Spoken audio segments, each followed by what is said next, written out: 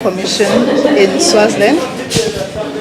The job we're doing here is to serve the poor in the rural areas where they are in need of the treatment.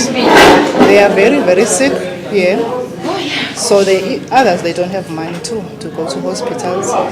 So as the Loop Commission, we go to places like that to give free medication. We even give clothes to those people down there.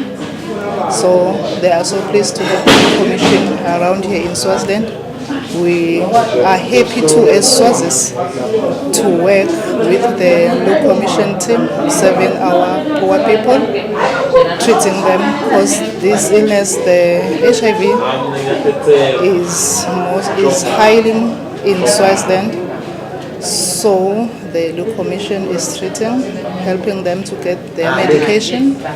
We test them, the HIV. We help them with the CD4, so they get the treatment easy.